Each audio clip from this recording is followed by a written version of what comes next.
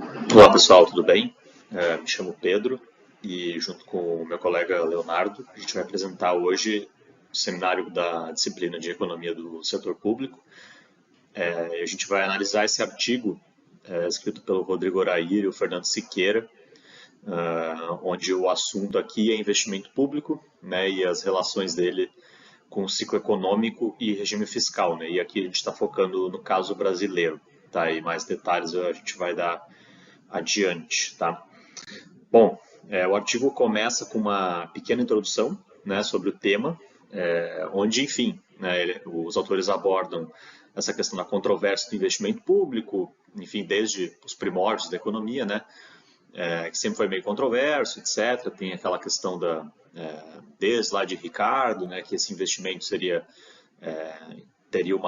um caráter neutro no longo prazo, enfim, etc. Mas que hoje em dia a literatura dominante e a maior parte dos artigos, né, acabam encontrando relação empírica positiva, né, entre investimento público e a redução das flutuações dos ciclos econômicos, né? Então, principalmente fazendo análise empírica, né, fazendo análise dos dados empiricamente, estimando multiplicadores, né, que é também um objeto desse trabalho aqui, se encontram essas relações positivas, né, apesar de ainda existirem correntes econômicas que defendem o oposto, né.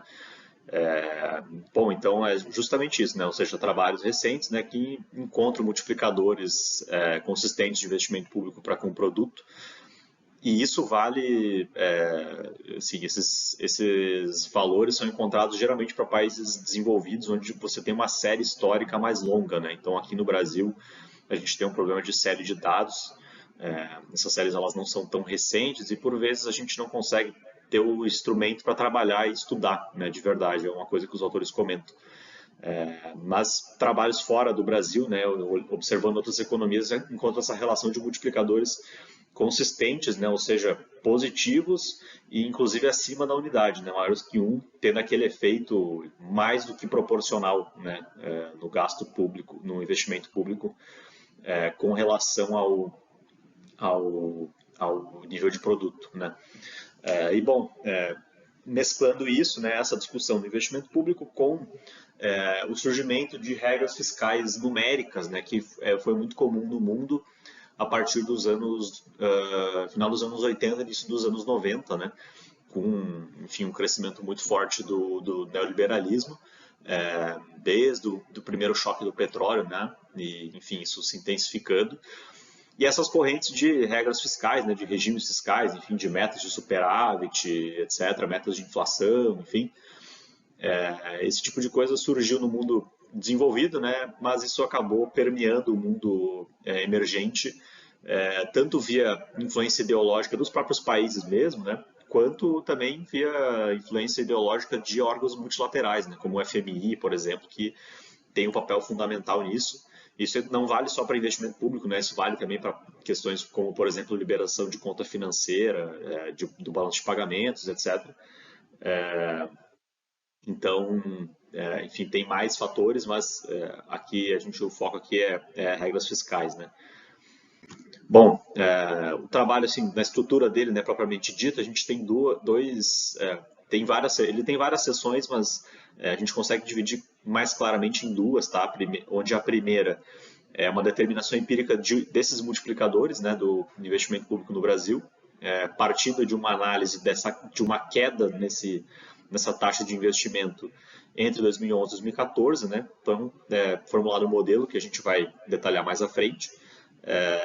Econometricamente esse modelo é feito e a ideia desse modelo é justamente testar essa hipótese que é encontrada em artigos que falam principalmente dos Estados Unidos no pós-guerra, em que esse multiplicador do investimento público com relação ao produto, ele tem, numericamente, ele é maior em períodos recessivos, né? E um pouco menor em períodos expansivos, ou seja, dando um caráter de anticiclicalidade, né, do investimento público com relação ao produto, né? E uma segunda linha, né, é a partir da estimação, né, desses multiplicadores, é estudar por que aconteceu essa queda, né, entre 2011 e 2014, Então, os autores eles listam algumas hipóteses e defendem, né, a hipótese deles aqui, que já adiantando é baseada no arcabouço e regime fiscal decorrentes aí desses movimentos aí dos anos 90, início dos anos 2000 aqui no Brasil. Mas enfim, e aí aqui para a organização da apresentação eu vou focar mais com essa parte econométrica primeira, né, da estimação do multiplicador, e o Leonardo vai apresentar para a gente aqui a questão da listagem dessas hipóteses, tá? E, enfim, a argumentação dos autores com relação ao regime fiscal, tá? Já, né, indo para a parte dos multiplicadores, né? Aqui tá os dados que os autores comentam, né? Ou seja, a gente tem uma grande fase de desinvestimento, né, público da economia brasileira entre o segundo choque do petróleo no final dos anos 70 e o início da segunda metade da década de 2000, né, ou seja, de 2005 para frente. Isso está muito relacionado com a questão do regime fiscal e metas impostas por FMI e dívida externa, enfim, toda a situação econômica que a gente viveu depois desse grande período de investimento que é comumente chamado de desenvolvimentismo, né, depois da entrada de Vargas no poder, né. Aqui a gente tem dados desde 1947, mas isso vai desde antes, né, desde os anos 30. Então, essa fase que teve uma inflexão nessa curva muito clara ali entre 2005 e 2006, isso começou a subir, atingindo o pico em 2010, né, com uma taxa de investimento próxima a 5% do PIB, investimento público, né, próximo a 5% do PIB, e depois essa curva ela flexiona para baixo, ela volta a cair, né, aqui entre 2011 e 2015, né, e é justamente esse fenômeno aqui que os autores buscam entender, né, e, enfim, e ao mesmo tempo estimar esses multiplicadores, né. Bom, aqui é mais setorizado, né? Então, basicamente é dividido aqui entre o governo geral e estatais, né? Algumas peculiaridades desse gráfico, tá? Brevemente. A linha não tracejada, né? As linhas não tracejadas, elas são dessazonalizadas com base em anos eleitorais, porque os autores eles observaram que tem um crescimento do investimento, do volume de investimento público no Brasil em anos eleitorais, principalmente anos eleitorais federais e estaduais, né? Ou seja, 2022, 2018, 2014, etc. Então, foi feita uma dessazonalização nessas séries para tirar essa tendência, esses picos no gráfico, né? Mas, de qualquer forma, está colocado, né?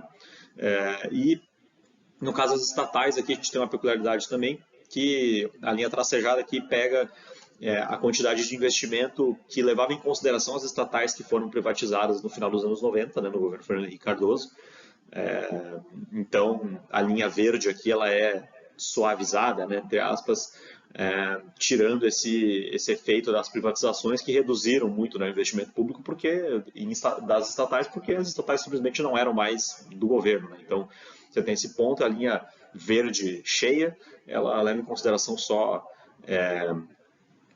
as estatais que não foram vendidas, né, que existem até hoje, né, e a quantidade de investimento, mas de qualquer forma a gente observa uma queda muito forte nesse período analisado pelos autores aqui, né, então o cenário não muda, né, quando a gente setoriza o investimento público no Brasil. E aqui a gente nota, né, que a coincidência, né, ou seja, observando aqui esse percentual aqui é o percentual de crescimento, né, do investimento público, né? Então, se a gente pega esses 4 anos, entre 2007 e 2010, a gente vê que o investimento público cresceu 2 dígitos, né, 17%, e isso coincide aqui, né, com a maior taxa de crescimento média anual da economia, né? Então, os autores eles frisam isso coincide, né? Não, o investimento público não é a única variável que determina o produto, né? Então, você tinha vários fatores concomitantes nessa época, como, por exemplo, um ciclo forte de commodities e um ciclo forte de consumo interno também, né? Que acabava impulsionando o PIB, mas vale ressaltar que nesse período aqui que a gente sublinhou, entre 2007 e 2010, onde ocorre a crise de 2008. Então, mesmo com uma recessão global brutal nesse período. Inclusive o Brasil teve recessão nesse período também. Mas você teve um crescimento muito forte de produto, isso coincidiu com o investimento público. Isso tem um caráter anticíclico, né? É muito claro observar isso, né?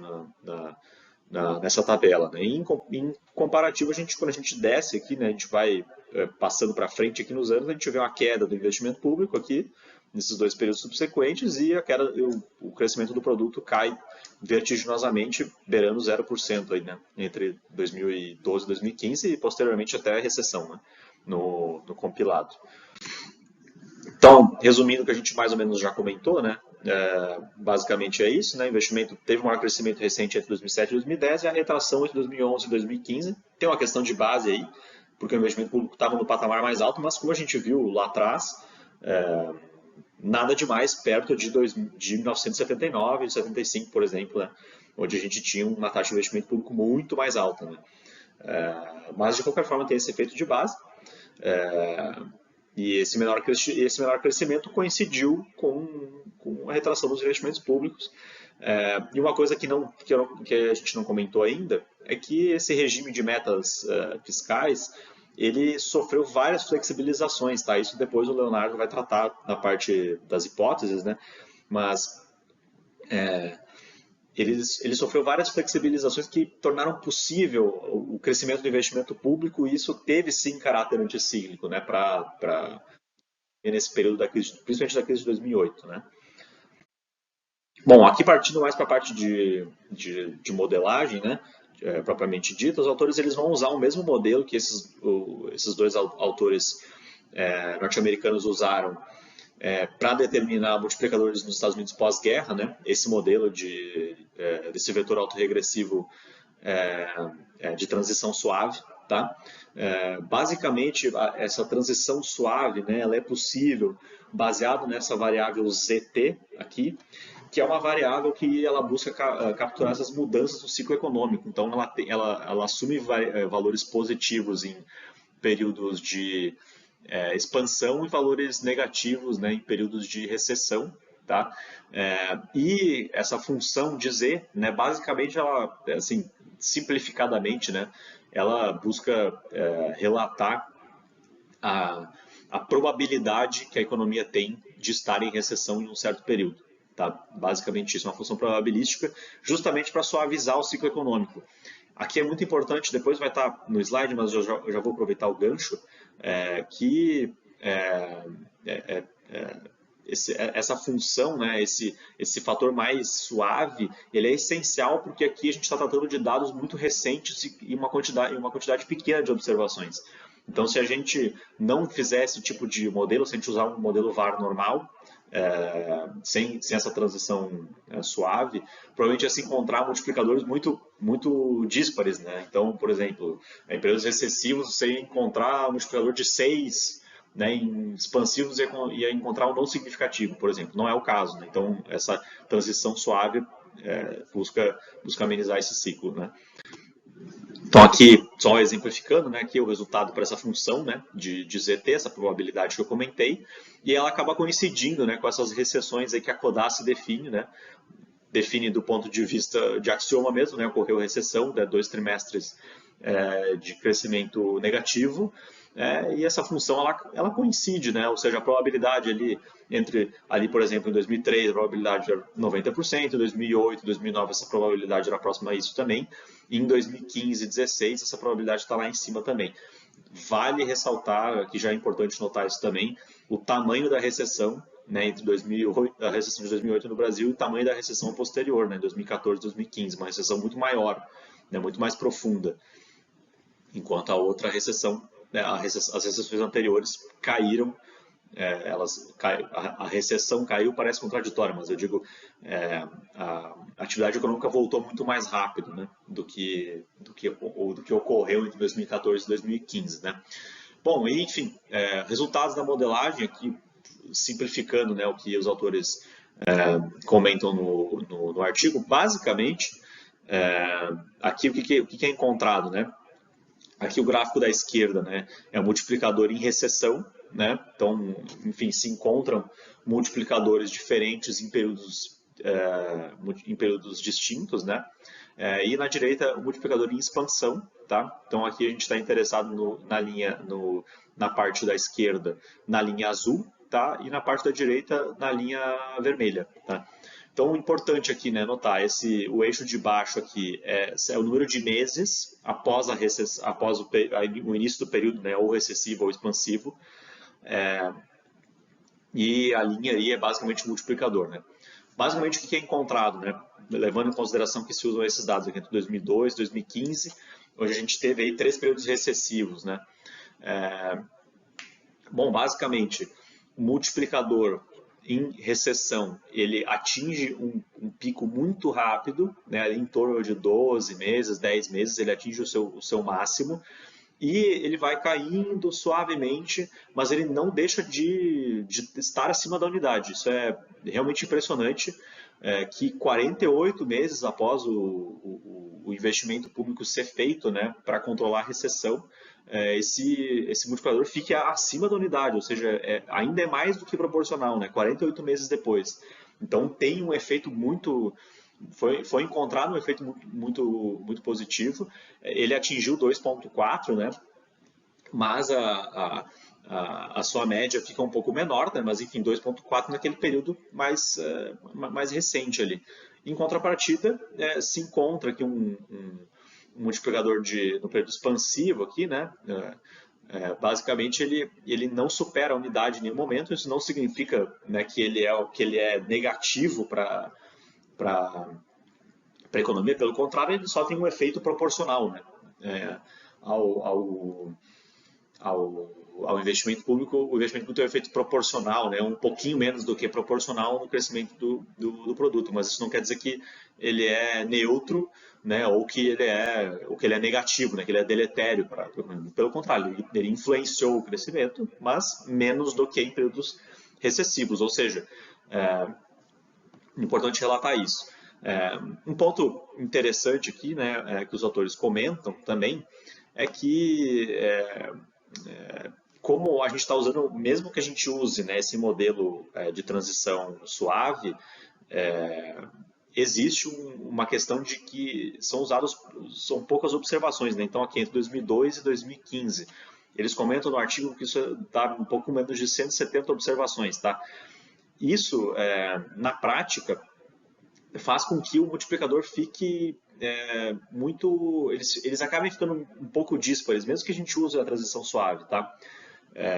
Bom, resultado disso, tá? Eles acabam inferindo, né, devido a essa fragilidade do modelo, de que esse indicador em recessão, esse multiplicador em recessão, ele deve ficar abaixo de 2, tá? Ele deve ficar na média nesse 1,3 aqui, mais ou menos, tá? E o de expansão fique um pouco abaixo, seja um pouco mais perto do neutro, tá? Mas, enfim, né, esse foi o resultado encontrado pelos autores, né, multiplicadores bem significativos, né, em períodos recessivos e principalmente, né, logo após a recessão, ou seja, o governo agindo e agindo rápido, isso tem um impacto forte no produto, né, de suavização desses ciclos. Bom, agora eu vou passar a palavra para o Leonardo, que vai descrever então essas hipóteses de por que essa tendência inverteu, né? Ou seja, por que a gente parou de investir, o governo parou de investir na economia após 2011, né, revertendo essa trajetória positiva que a gente estava observando até então. Então, aqui continuando a apresentação, os autores, né, eles apresentam no artigo algumas hipóteses, na verdade são 5 hipóteses do porquê houve essa diminuição nos investimentos públicos, né. A primeira hipótese foi de que haveriam condicionantes institucionais, né, problemas de gestão do governo ou questões ambientais e judiciais, né. Eles descartam essa hipótese porque não houve uma grande ruptura, né, em relação ao passado, não houve uma grande diferença institucional, né, que justifique essa mudança dos investimentos públicos, né. A segunda hipótese seria condicionantes externos e financeiros, e os autores refutam essa hipótese, né, dizendo que os obstáculos financeiros após 2011 foram muito localizados e não forneceram uma explicação completa, né, para essa mudança dos investimentos públicos. E a terceira hipótese seria a reorientação de estratégia governamental. Os autores refutam essa hipótese também, dizendo que é pouco razoável admitir que houve uma ação deliberada, né, no sentido de uma inflexão dos investimentos públicos, né? Inclusive, nesse período houve um expansionismo fiscal e não era a pretensão do governo ou da mentalidade do governo diminuir esses investimentos públicos, né? A quarta hipótese que eles levantam seria a paralisia política, né, que foram as investigações de corrupção e os protestos, as manifestações que houveram, né, a partir de 2013. Eles disseram que essa hipótese é de difícil avaliação, não tem como fazer uma correlação muito simples entre a instabilidade política e uma redução, né, dos investimentos públicos. E a quinta hipótese que é levantada é a do retorno dos constrangimentos orçamentários, né, que é a hipótese explorada pelo artigo, que houve então, né, um constrangimento orçamentário dos investimentos públicos a partir de 2011, o que parece paradoxal porque ao mesmo tempo que houve uma redução do investimento público, também houve um expansionismo fiscal, né, a partir de 2011. Então eles vão se aprofundar nesse tema, né?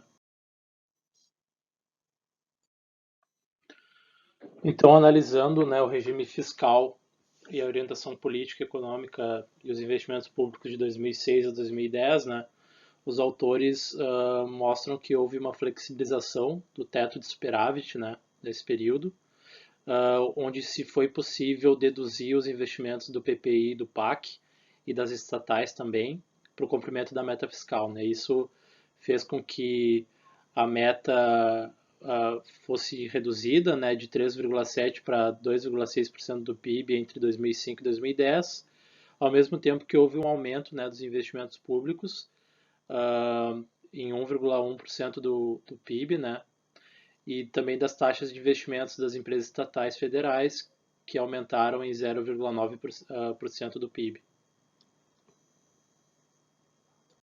Então, analisando o regime fiscal, orientação política e econômica dos investimentos públicos entre 2011 e 2014, né, algumas coisas mudaram. O governo reorientou a estratégia, né, para priorizar desonerações e subsídios ao invés de investimento público direto. E essa rápida expansão, né, se deu no momento em que houve o início de uma desaceleração econômica. A arrecadação desacelerou bastante, acompanhando, né, essa diminuição no ritmo da atividade econômica, e houve um caráter rígido e inercial dos gastos sociais. Os gastos sociais se mantiveram altos, né, ao mesmo tempo que havia uma arrecadação cada vez menor, né.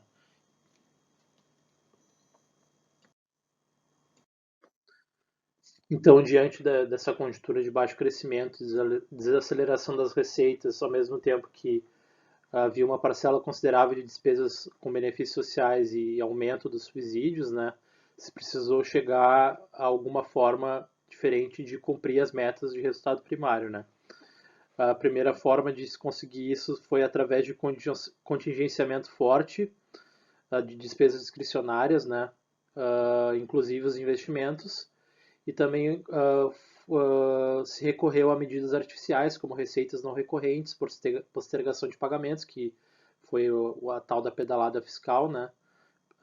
E ampliação da margem de despesas dedutíveis da meta, né?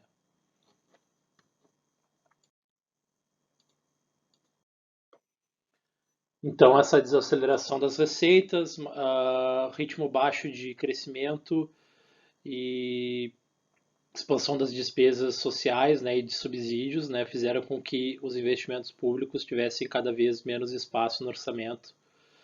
E então houve essa diminuição de investimento público entre 2011 e 2014, né?